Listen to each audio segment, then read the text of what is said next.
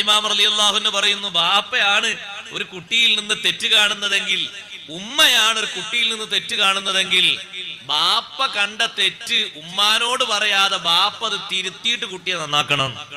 ഉമ്മ കണ്ട തെറ്റ് ഉമ്മ കുട്ടിയെ വിളിച്ച് ഉണർത്തിയിട്ട് സ്നേഹത്തോടെ പറഞ്ഞ് മനസ്സിലാക്കി കൊടുത്തിട്ട് തിരുത്തി നന്നാക്കണം. അത് ഇങ്ങോട്ടും പറയരുത്. എന്താ കാരണം? ഇത് തെറ്റ് ചെയ്യാനുള്ള പെർമിഷൻ അല്ല. ഒരു ചെയ്യുന്ന ഒരു തെറ്റ് അതിങ്ങനെ പരക്കെ പറയുമ്പോ ആ തെറ്റിന് പിന്തുണ നൽകിയിട്ട് ആളെ വളർത്തിക്കൊണ്ടുവരാൻ ഒരാൾ കാത്തിരിക്കുന്നുണ്ട്, അല്ലേ? ഉണ്ട്, അയാള് കാത്തിരിക്കുന്നുണ്ട്.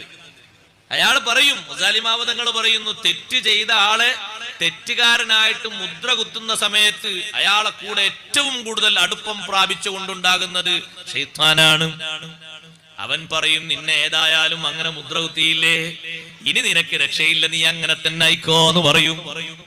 അതുകൊണ്ടാണത് പ്രസിദ്ധപ്പെടുത്തരുത് എന്ന് പറയാൻ കാരണം. എന്നിട്ട് ഉപദേശിച്ച് നന്നാക്കണം.